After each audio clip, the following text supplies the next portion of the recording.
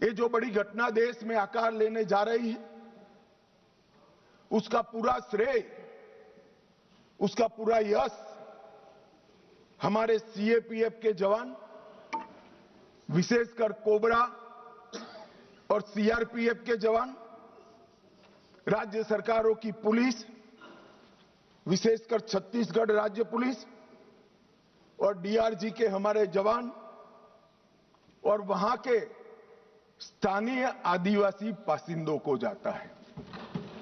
अगर उनका सहयोग ना होता तो दुनिया में कई रिकॉर्ड है।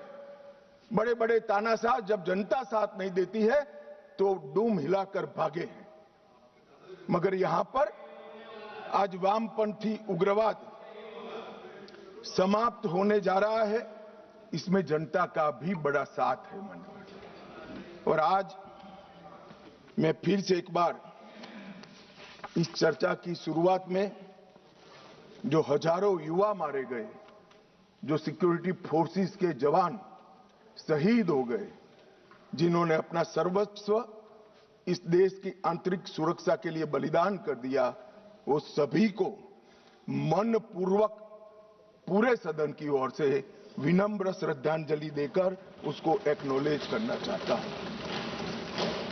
मान्यवर, जो विचारधारा है इसका विकास से कोई लेन देन नहीं, विकास के मांग से भी कोई लेन देन नहीं। ये विचारधारा कौन सी है? क्या है माओवादी विचारधारा? इसका ध्रुव वाक्य क्या है? जब हम आजाद हुए हमने कहा सत्यमेव जयते, सत्य का हमेशा विजय होता है। इनका ध्रुव वाक्य क्या है?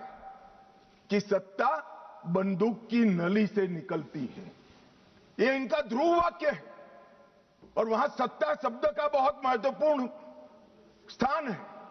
ये विकास के लिए नहीं है, अपने आइडियोलॉजी के अस्तित्व के लिए है, अपने आइडियोलॉजी के विजय के लिए है और आइडियोलॉजी को भोले भाले आदिवासियों में स्प्रेड कर सत्ता हासिल करने के लिए। यहां कोई विकास की बात नहीं है, इनका लोकतंत्र पर कोई विश्वास नहीं है। यहां ढेर सारे लोग, मैं नाम देना नहीं चाहता, मैं सुन रहा था 3 घंटे से कह रहे हैं कि अन्याय है तो अन्याय के खिलाफ लड़ रहे हैं। भाई, लड़ने का तरीका क्या है? हम अंग्रेजों के शासन में नहीं ले रहे हैं। कुछ लोगों ने भगत सिंह जी और बिरसा मुंडा से कंपैरिजन कर दिया। क्या हिमाकत कर रहे हैं? शहीद भगत सिंह और बिरसा मुंडा, भगवान बिरसा मुंडा जो अंग्रेजों के सामने लड़े, वो संविधान तोड़कर हाथ में हथियार लेकर निर्दोषों की हत्या करने वालों लोगों के साथ आप इसका कंपैरिजन कर रहे हैं? मान्यवर, राजनीतिक स्वार्थ से ऐसे विषयों में ऊपर उठ जाना चाहिए। यही विचारधारा कहती है दीर्घकालीन युद्ध ही हमारी विचारधारा को फैला सकता है। उनको अपनों का भी खून बहाने से कोई परहेज नहीं। और उनके आदर्श देखिए साहब, 10,000 साल के हमारे उपलब्ध इतिहास में कितने आइडियल, आदर्श पुरुष, स्त्री, युवा हुए, एक बहुत बड़ा लिस्ट बन सकता है। इन्होंने तिलका मांझी को अपना आइडियल नहीं समझा, भगवान बिरसा मुंडा, भगत सिंह जी या सुभाष बाबू को अपना आइडियल नहीं समझा। इन्होंने आदर्श किसको कहा? माओ को कहा। चीन का ये आदर्श तय करने में भी फॉरेन से इंपोर्ट करते हैं। मान्यवर, बस्तर का सिलेक्शन क्यों हुआ?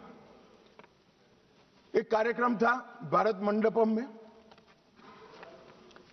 बस्तर क्षेत्र से जो अच्छी शिक्षा दीक्षा प्राप्त करे थे ऐसे युवाओं के साथ मेरा इंटरेक्शन था। तो मेरे नाश्ते के टेबल पर एक बच्ची बैठी थी। उसने कहा कि साहब, आप बता सकते हैं कि माओवादियों ने, नक्सलाइटों ने हमारे बस्तर को ही क्यों चुना? मान्यवर, इस विषय को मैं जरा डिटेल बताना चाहता हूं। हम सब जानते हैं कि सन 47 में जब हम आजाद हुए, संसाधन बहुत कम थे। एक लंबी गुलामी के कालखंड को समाप्त कर कर हम आजाद हुए थे। देश के अंदर विकास का नामो निशान नहीं था। दशकों तक, लगभग 2 सदी तक इस देश को गुलामी में लूटा गया। जब नया राज्य बना तो राज्य की पहुंच कुछ क्षेत्रों में सीमित रह गई थी ही नहीं, बढ़ानी थी।